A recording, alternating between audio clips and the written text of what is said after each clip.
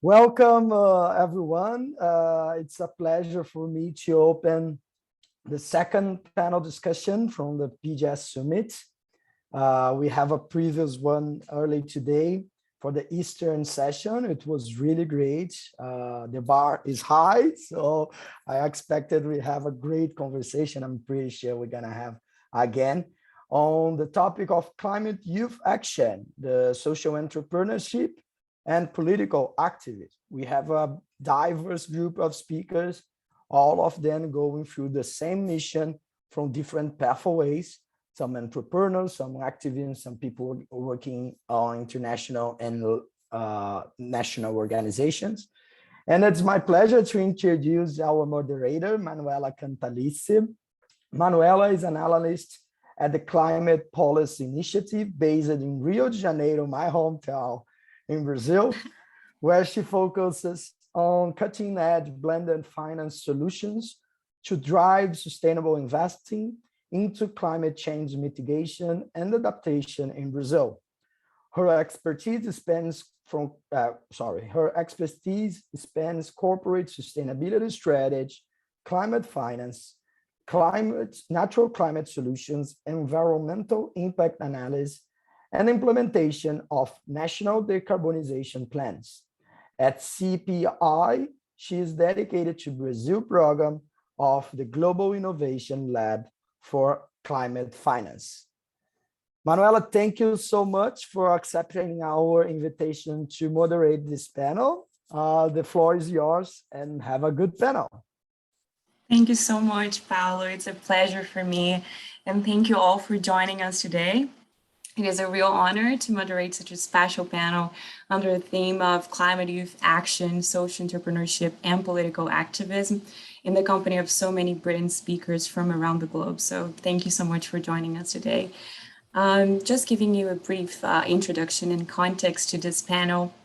Since the Paris Agreement was adopted in 2015, youth engagement in international climate negotiations has become more prominent and necessary to achieve the UN Sustainable Development Goals. From activism to advocacy and social entrepreneurship, young people are shaping solutions across all sectors and proposing innovative ways of reducing greenhouse gas emissions and adapting to a warming planet. So now on the road to COP27, involving non-state actors to tackle challenges related to climate finance, renewable energy systems, and urban and rural resilience has never been as urgent. So one of our main objectives here today is to discuss with these young leaders that I'll be introducing to you shortly, the importance of youth entrepreneurship and advocacy, considering the different regional perspectives here represented. So our goal is to showcase how young people are advancing climate solutions within their field of work, contributing for a just transition towards an inclusive net zero future. So during the first half of this session, I will introduce you to our panelists, and then we have the opportunity to share some initial remarks, five minutes each. Then during the last 30 minutes, we're going to have an open debate. And we very much welcome questions from the audience. So please feel free to engage with us on the chat today. I am delighted to introduce you to our distinguished speakers. Mami Boateng from the UN Sustainable Energy for All from Ghana. Thank you for being today with us. Maria Kabamba, National Coordinator at Congo Environnement et Nature. Nicolas Graves, pour Un Réveil Écologique from France. And Haji Hamadan, founder and CEO of Green Energy Academy from Egypt. So thank you so much for being with us today. Now we're going to hear some initial remarks. First, I'm going to introduce you in more detail about who is Mam Boateng, representing the UN Sustainable Energy for All from Ghana. So Ms. Mam Boateng is an associate in the Executive Office of the UN Special Representative and CEO for Sustainable Energy for All, providing operational support to the Special Representative in her mandate to close energy access gaps, showing that a clean energy transition is possible and key to unlock a prosperous, equitable, and sustainable future for all.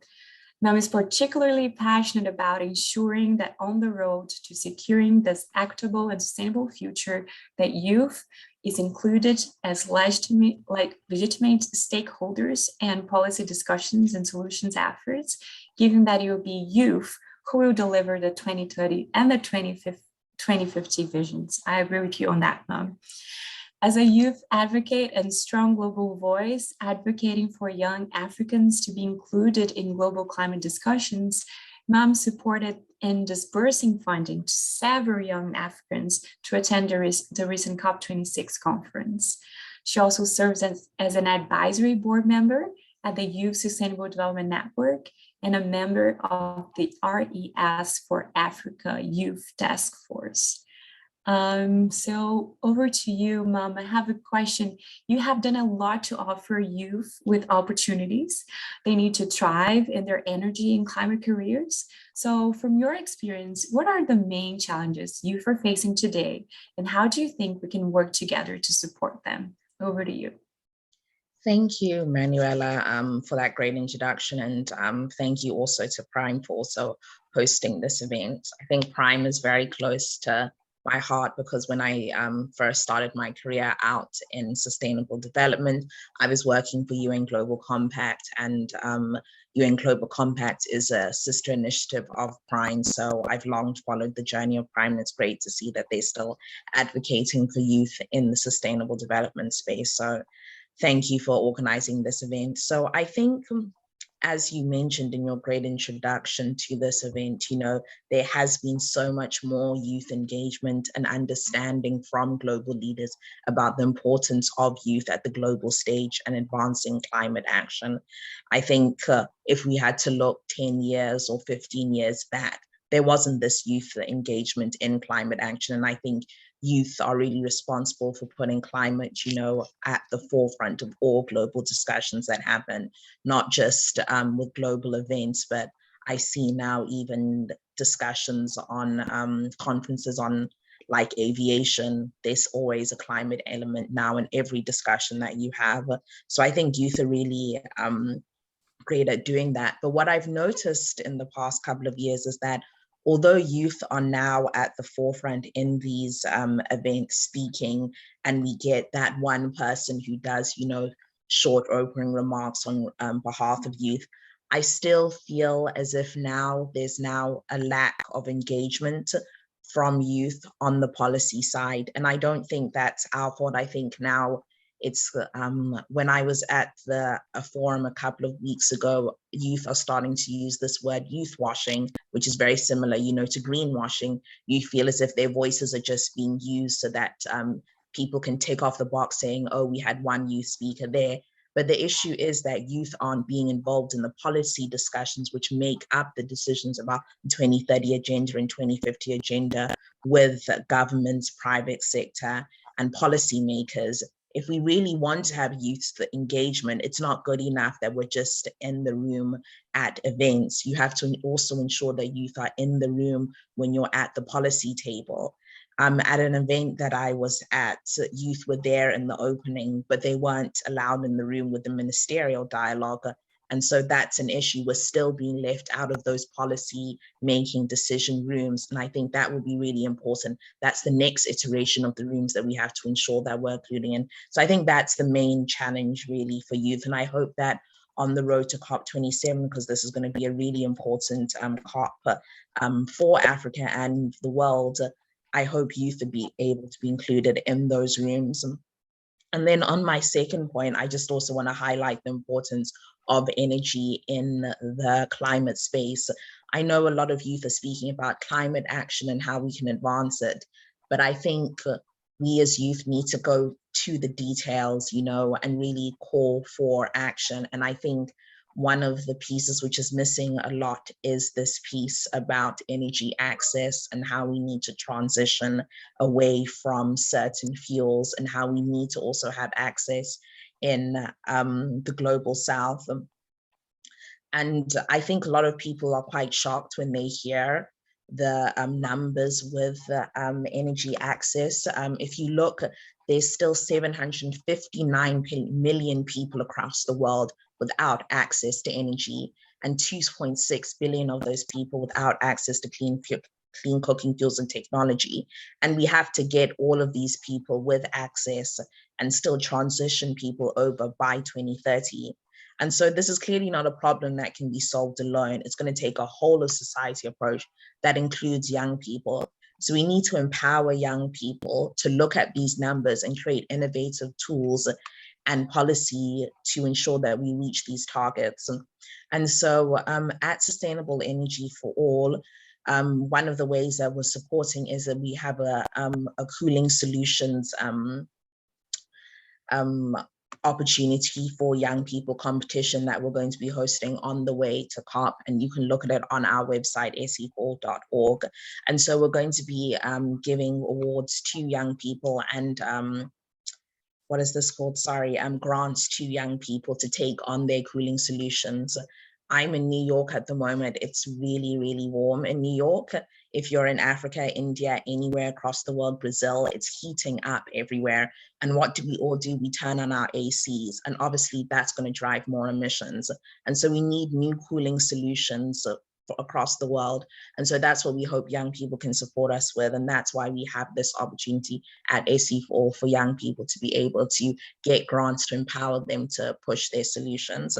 And so I think those are the two big opportunities for young people at the moment and what we need to work on. Thank you. Thank you so much, Mel. I appreciate your opening remarks. Now I'd like to talk to you, Mary Kabamba. She's the National Coordinator at Congo Environnement et Nature. So for the past 4 years, Mariam has worked as a National Coordinator, and she's responsible to coordinate the organization by working closely with all the departments. This includes the planning and direction of internal and external meetings, the conducting of research for projects and articles on the environment, mining, and forests. In addition, she also organizes campaigns and conferences to advocate for climate action, as well as networking events for people involved in socially progressive and environmentally sustainable communities, which aim at developing a partnership with local and international organizations to track funds and manage budgeting. She's also working as a global EE group moderator at the North American Association for Environmental Education. So, Mariam, following up on Mam's comments on youth challenges, can you please share with us your perspective on the issue? I remember the first time we were discussing and learning a lot from your experience in DRC, but today living in South Africa, what do you think are some of the main climate difficulties that these countries are facing? Thank you very much, Manuela. And thank you for giving me this opportunity to speak at this summit. Yes, following what Mane has said, yes, young people are more motivated, enthusiastic, and also they demonstrate that they can implement some concrete solution. But we face a lot of challenges, especially here in Africa, in sub-Saharan Africa. We feel abandoned. We don't have proper guidance, and also many of our governments, they don't really support or get involved in youth movement or youth entrepreneurship. Apart from that, if I have to give you an example, there is a growing of terrorism and war. The example of my country right now. We need to make action. We have to do action, but sometimes we can't do it because of the problem we face. There are some people in the eastern of Congo right now. We wanted to implement a project for climate action, but in 2020, it was a volcano, and right now it's the war. So how those young people going to reach the Agenda 2030? It's really impossible. It's really impossible to reach the agenda because of war and terrorism and criminality and insecurity. Apart from those challenges, we have another challenges of poverty. We have, if someone is poor, it's difficult for someone who is poor to take action. I will give you an example for a project that we started with some farmers around the town and in some villages. So when you go and talk to them about agroforestry, for example, that you have to plant to mix your veggies with trees, and you see someone telling you, when you are giving me a tree now, so you want me to do what with the tree? Because it's going to grow after 10 years. So you want me to wait for 10 years while I'm hungry.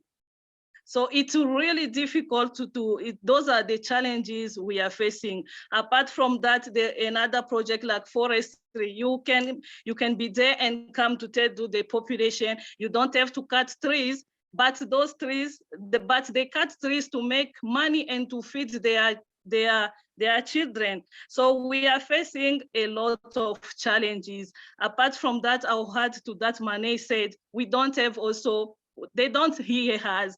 Young people need to be here. We want the government to listen to us, to trust us, to take our hands and to put us at the table, especially when it comes to policy. I thank you. And apart from that, if I want to talk about the climate difficulties in Congo or in South Africa or in all Africa, I think the main difficulty is lack of information.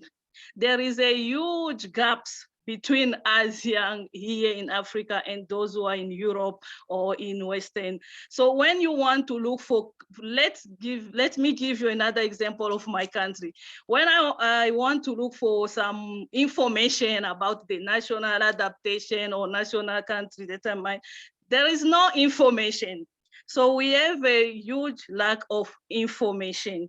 So that is the main difficulty I found here about climate change. We can't do action. We can't take action without information, without research. So we need to have information.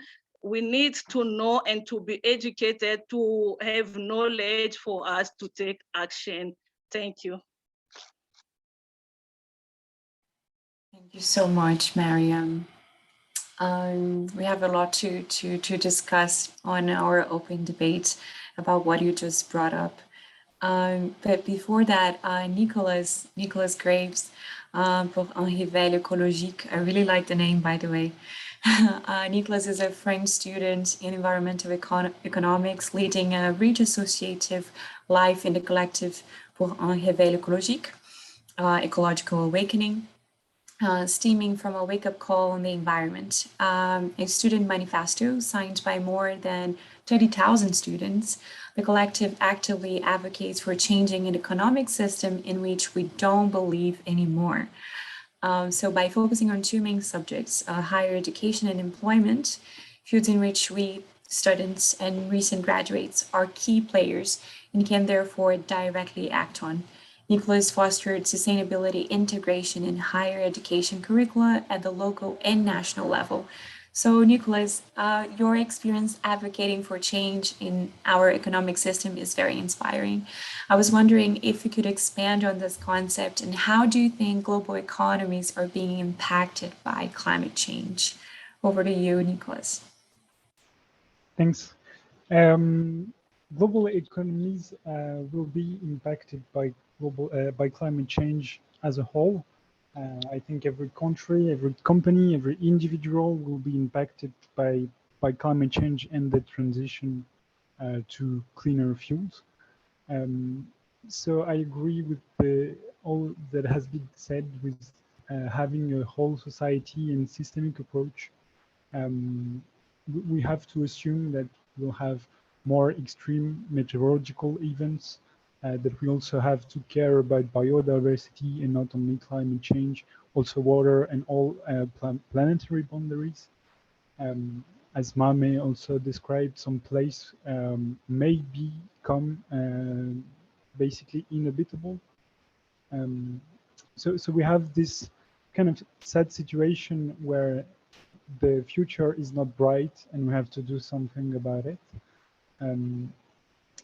So some key issues are about distributive issues.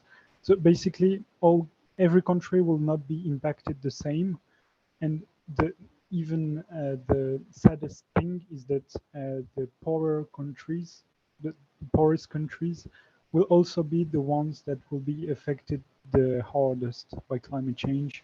So we have clearly an inequality and justice issue to solve.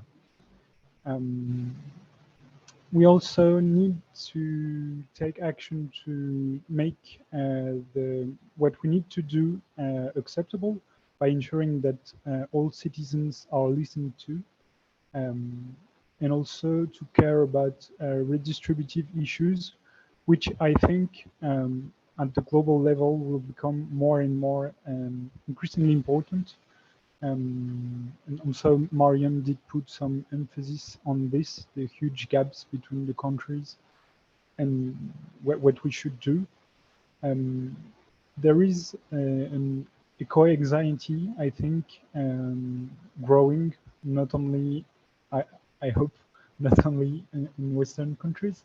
And we have to address this eco-anxiety by finding solutions, and a clear way to find solutions is through action.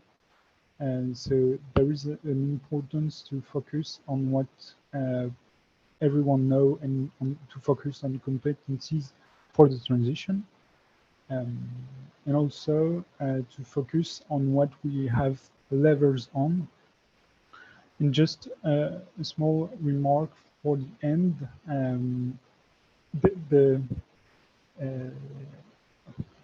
Economists might say that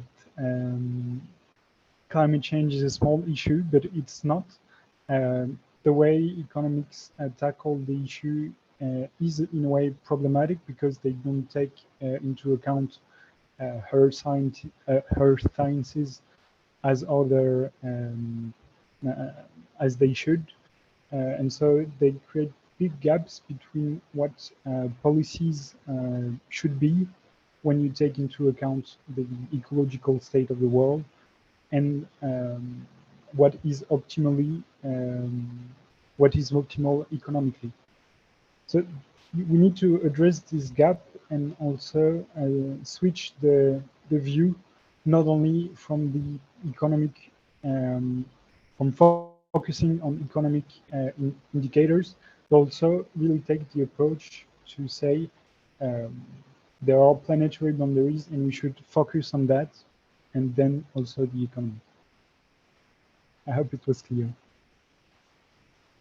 Thank you so much, Nicholas. Yes, that was clear. And I think we have a lot to discuss more about this redistribution issue during our open debates. That's like a very interesting topic. But before going there, Raji Ramadan, who's the founder and CEO of Green Energy Academy, is here with us today. And Raji is a clean energy entrepreneur, member of the U.S. Association of Energy Engineers, and an IEE certified renewable energy professional. He's also a certified ambassador of sustainable development by the Ministry of Planning and Economic Development. For 12 years, Raji has been applying his passion towards clean energy through learning, applying knowledge, gaining international experiences, and making a global impact by deploying clean energy for remote areas, delivering solar energy capacity building programs to over 300 trainees across countries such as Egypt, Tanzania, Iraq, Germany, and Saudi Arabia.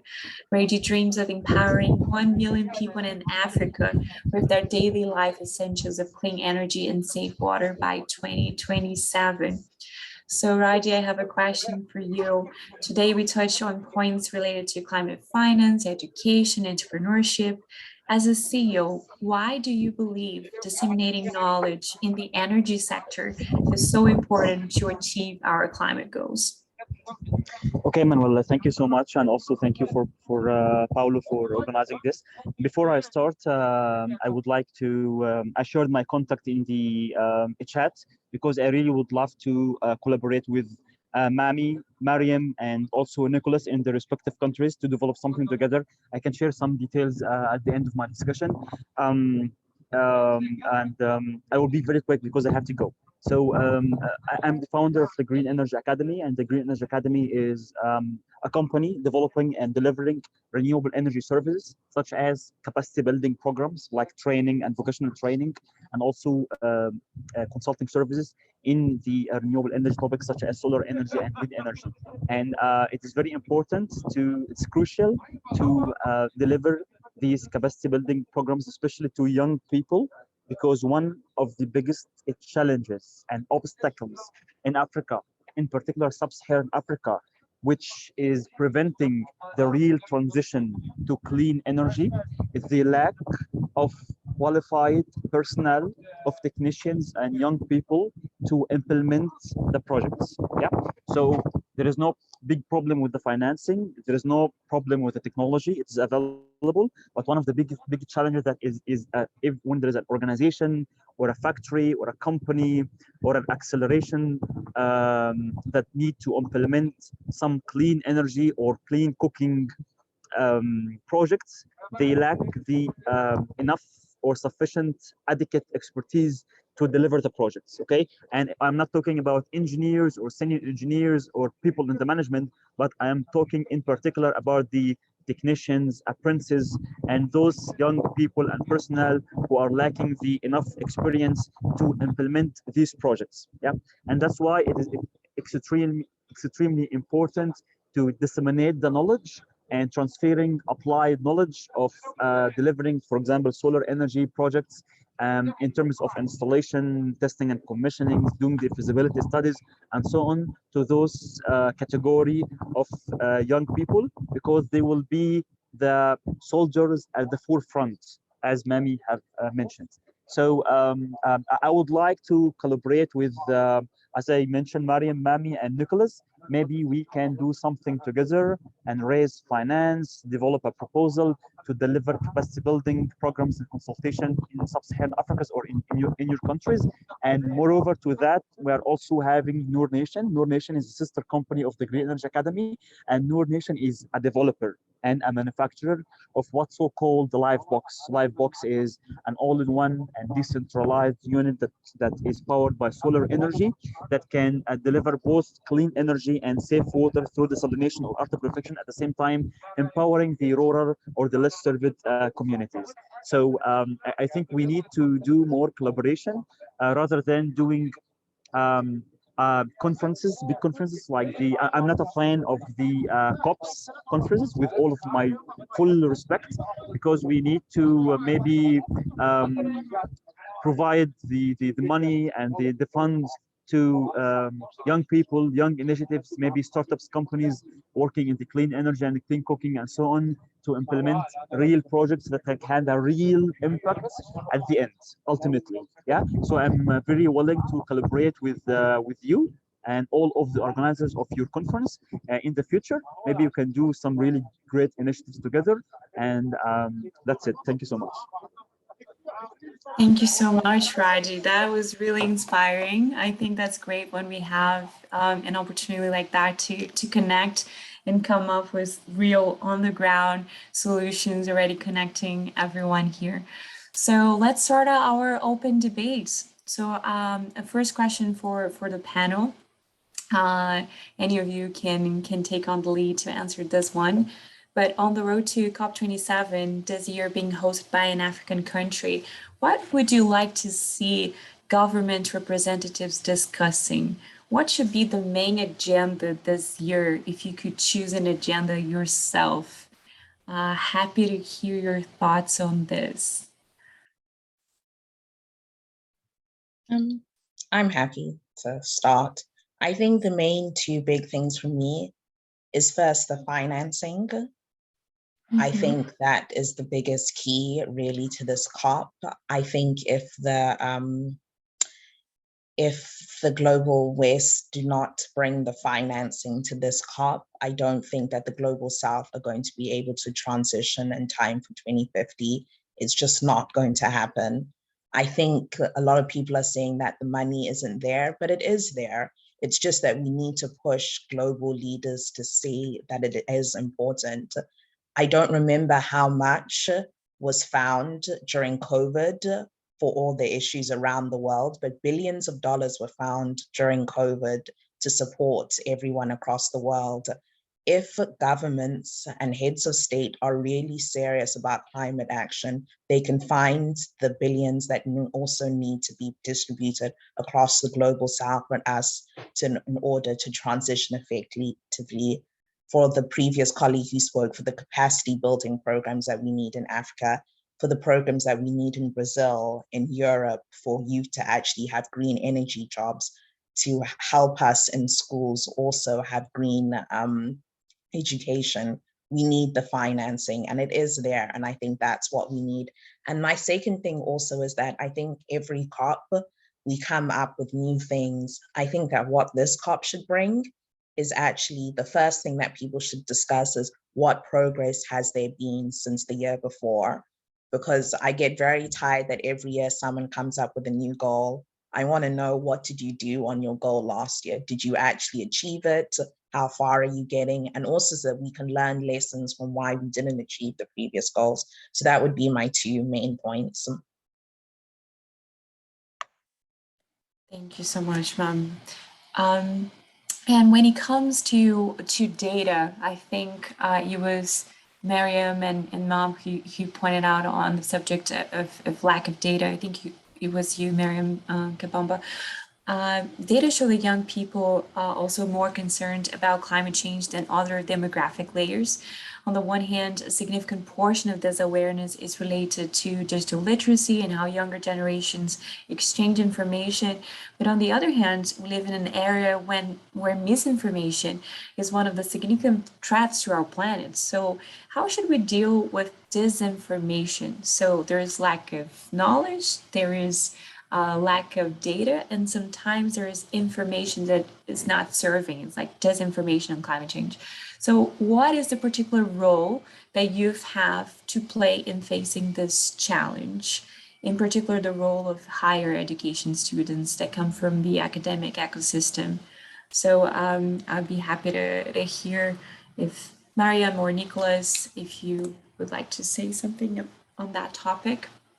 It'd be interesting to hear you, maybe both of you. I can try to answer. So on the role of higher education, we have some academic work showing rather clear consensus on what sustainability competencies are. So what we should teach to students so that they act as citizens for the green transition. It's basically now a consensus, and in France we did some work in the Cité Jouzel, which I have the report right here, showing that we have the steps to go there. We have the academic steps to tackle the question.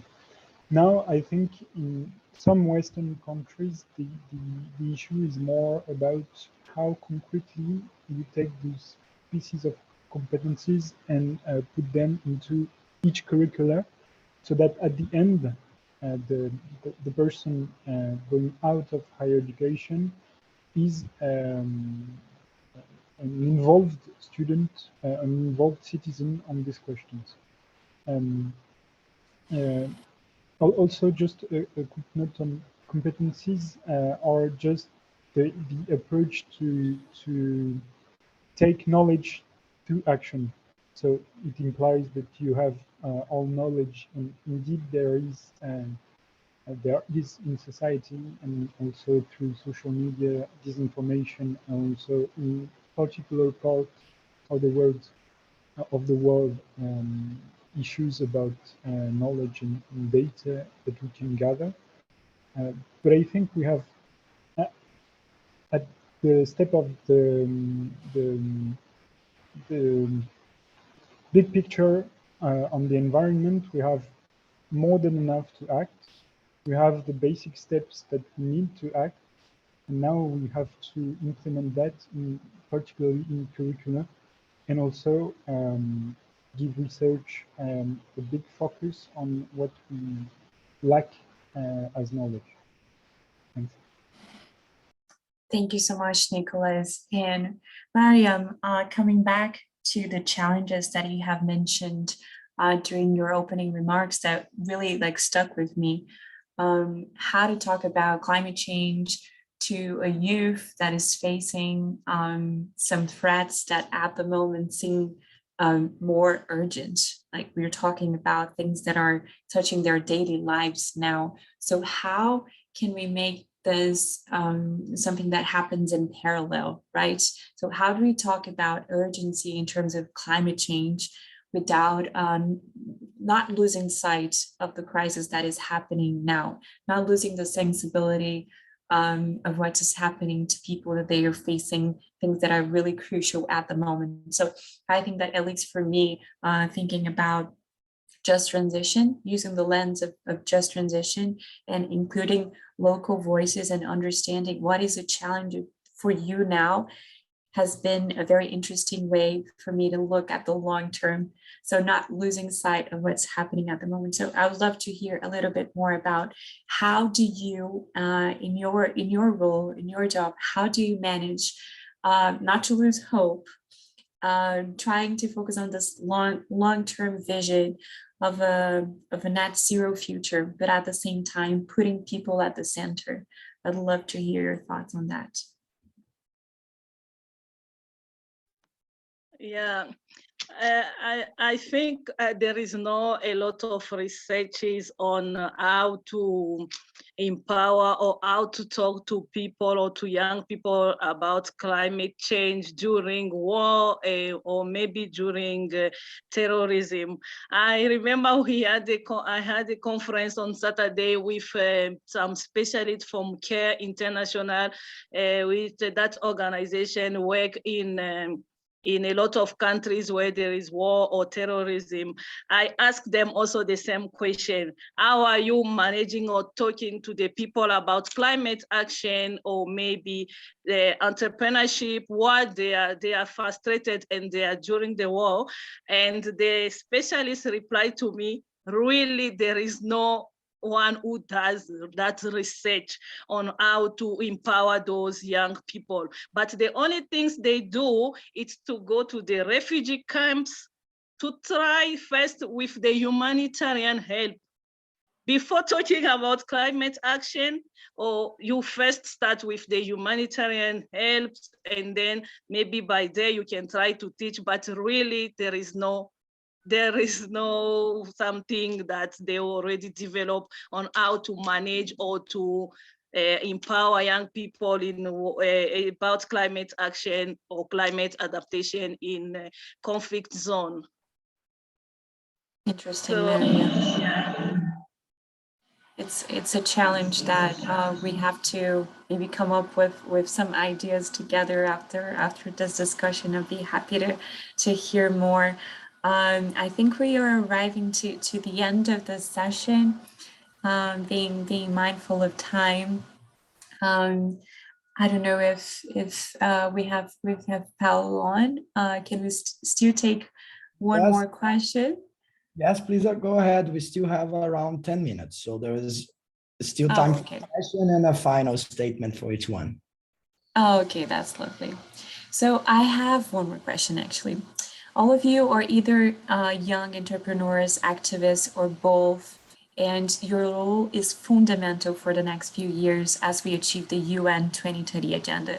If you could ask one thing from the international community, including the UN, what would it be if you had one question? One very critical question.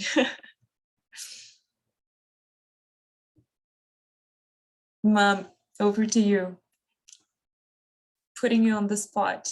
Yeah, I was hoping I wouldn't be first this time.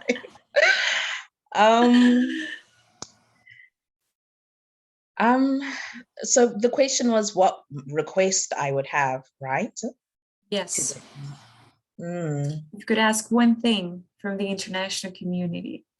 What would that be? I think my request would be for more urgent action, and for also for them listen more to the women and the young people at the rural level and indigenous communities. I think at events, a lot of the time, maybe I would be invited as an African, but I think that we need to sidestep someone like me, maybe who got a good education, and maybe go to somebody in the rural communities, because I think rural communities and indigenous people, they actually have a lot of lessons that we can be shared about how to address climate action. And I think they have real understanding that maybe we sometimes sidestep. So I think to empower them, I think would be really fruitful. And then I think if I could add something also, I was just thinking about the data that you and Miriam was talking about. I think that's really important, because we're not ever going to be able to solve a solution until we have all the data. And so I think to what all of us are saying, including Nicholas, we need to have the data there. So I think empowering universities also more would be helpful.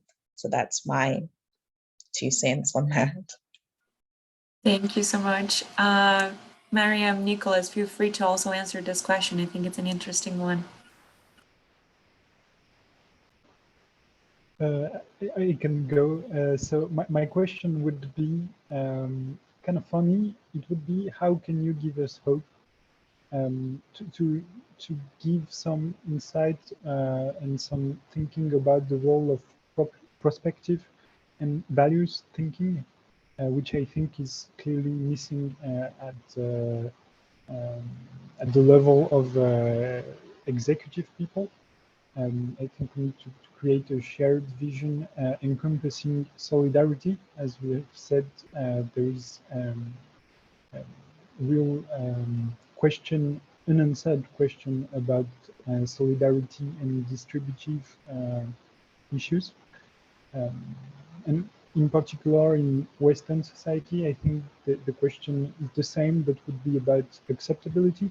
Because awareness does not directly lead to action. And I think solidarity is one piece of the answer about how we can manage the transition in Western countries.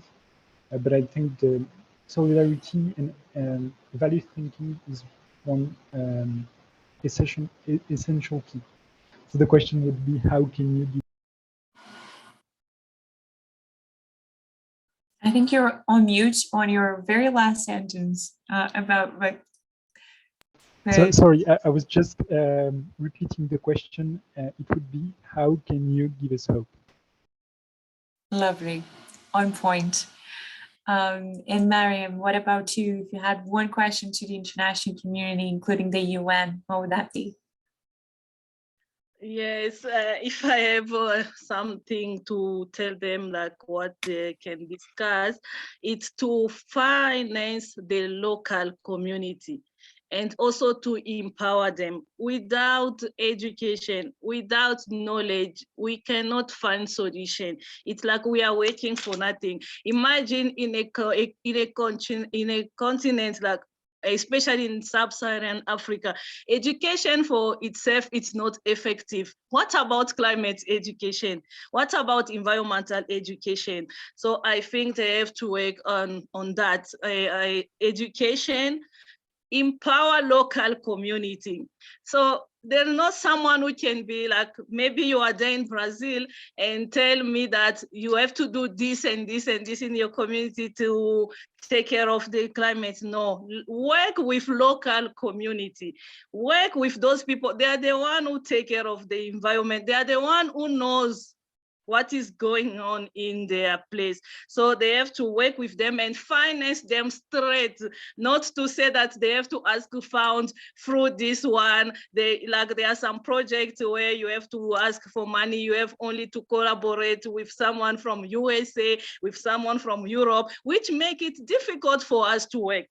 So empower the local community, work with them, hear them, listen to them before doing anything. And after you listen to them, educate them, empower them with love, because it's not everyone who accepts education, with love. And then from there, we can go, and then we can go with our action. Without that, I think like It's nothing. We are working for nothing. We keep on repeating and going to COPs and COPs. Like Raji says, not a real fan of that. Sometimes I feel also like I'm not that really fan of big conferences. After that, what next?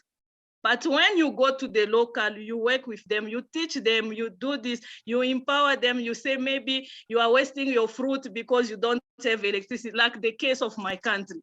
There is no electricity. So when you go there, you say there is no electricity, you are wasting your food, you are wasting this, let's do this. Let's dehydrate the food, let's dry them. And then from there, you don't have infrastructure. Maybe we are going to help you to send them to another country, to South Africa, but after empowering you to dry them so that they can move to another country. That is the way we will protect the nature and we will do a lot of action. But without that, I don't think it's going to work. Mariam, thank you so much. I think you've used a word that sometimes we don't use enough when discussing climate change, which is love. Really putting ourselves in other people's shoes and doing this work, not so much in terms of like targets and numbers that are not close to us, but thinking about humans that are close to our hearts. So sometimes we don't use that enough in what we are doing. So that was like beautiful, beautiful remarks in terms of really doing a work that is not top down, but that is really listening local voices. I just like adding up a little bit. I just came from the Amazon region. I was there for like about a month in the state of Amazonas, thinking, wow, I've been working in climate change for almost 7 years now, almost 8 years actually. And I never had the opportunity to actually talk to the communities and the indigenous leaders. And so having the opportunity to do that, everything gains like a different color to me.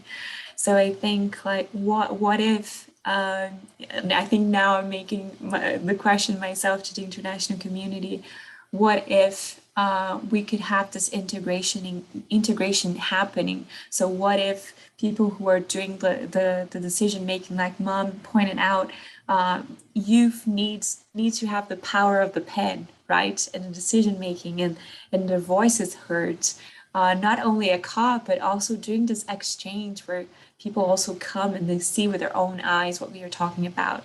When we are talking about the forest and the challenges and anyway, very various different topics from the globe. And pointing out on one more question from the audience that Paulo brought up that I think is more philosophical in a way. He's talking about what type of ancestors do we want to become? I think that's really powerful. He's touching here on legacy, right? So we're talking about generations and generations that are going to come after us. What are we leaving behind for them? So that's a question that I'd like to hear from you. You can maybe add to that some closing remarks. So first, answering the question, what type of ancestors do you want to become? And also some closing remarks from each of you. I'm not going to put you on the spot now, Mom. So Nicholas, you first. I do not have a clear idea of what type of ancestor I would like to become. I think I would like to just be remembered as having tried and having success to participate to give a sustainable future to future generations, and try to keep this idea of solidarity in how do you infuse these ideas in society. So that would be for the type of ancestor. And for closing remarks, I would say during my experience in organizations, I have just a small advice, which would be focus on what you have levers on because it's there that you have probably the biggest impact.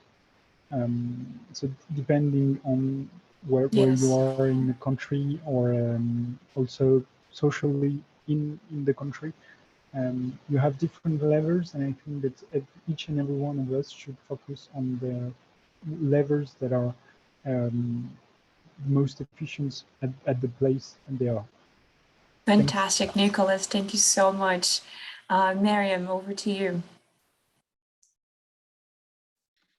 Sorry, can you come up with the question again? Yes, of course. So the question was, what type of ancestor do you want to be, in the sense of, it has to do with legacy, right? Like, what would you like to leave for future generations? And also some closing remarks. We have about a minute.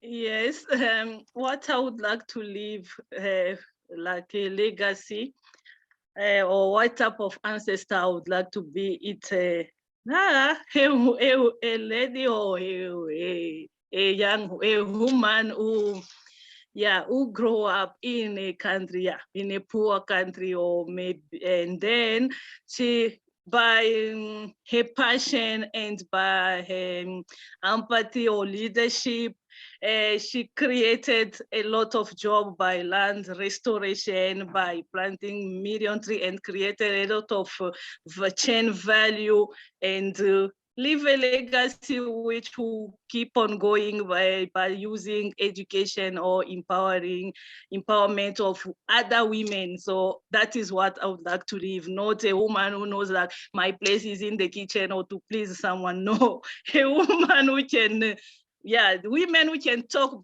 for themselves, women who can work and put food on their kids' table, and that is what I would like to leave, that legacy. Even if it's not 100, but even if it can be 50 women who follow the path, like by restoring the land, by doing the action for the climate, we are going to double our economy. We are going to increase our level of life. We are going to move from poverty to the medium life, at least eating 3 times a day. That is what I would like to leave, even if it will be 2 people or 3. Now I already reached some farmers, they are already 20 and doubling their productivity. So that is what I would like to leave. More jobs, more women empowered, not to stay that my place is there, no. Thank you so much. And for my last, if I have to say my last remark, it's what I said again in the first remark: young people want to be listened and to be trusted. Let us also speak. Let us also be on the table when you are doing your policy, and also local communities, because you are the one who are there for the environment and taking care of the environment. Thank you. Thank you so much. Mom, over to you. Thank you. I think for me, what's important in legacy is, I guess, leaving people two things like opportunity and choice. I think that in my experience, those things are vital. I think a lot of the people across the world lack that in so many different areas of their life, and to be able to give people an opportunity to do something, but also a choice on what they choose, I think is very powerful. And then my last closing point, I think, would be something that I heard at a forum that we just hosted in Kigali with Sustainable Energy for All. And somebody was asking my boss, the SRSG, as a young person, how can we push governments to do more? And we don't have any power, but governments have the power. And she said a very powerful thing, that as young people, we don't realize the power that we have. In nearly every country in the world, young people are the largest voting population. We are the ones who are going to choose who is running our countries. We are the ones who choose who are going to be the ones who have, which governments are going to have green education in their policies and things. if they're going to actually give opportunities to your rural young women. And so I know in Nigeria, there's going to be a big election coming up next year, but I know also in Brazil that this is a very important election year. So I really want to empower young people to realize that you may feel hopeless, but just in the one vote that you have, you're going to determine what future you have. So make sure that when people are campaigning, that you look at their manifestos, that you see in their manifestos that they do actually want to change the country and have green transitions and put green energy workshops and things in education. So I think we just really need to realize the power we have. And that's my last point. But thank you so much for this. This has been really great. And thank you to Paulo. Thank you. Thank you. It has been really inspiring. Thank you to each of you who have been with us today. And for me, I'm taking 4 words that I think that has really marked today's session: love and trust, opportunity and choice. So thank you very much. Paulo, over to you. Thank you so much, everyone. It was amazing, an amazing session, very inspirational and precise and to the point. I appreciate the provocative thoughts. And now I welcome everyone to join us to the next session, the PGS Talks from Perspective to Pathway, how the voice of youth can chase the future of higher education, with Sophie Shahwa, President of Oikos International. I've just put the link on the chat, and see you all there. Thank you. Bye-bye. Thank you. Bye-bye. Have a great day. Bye.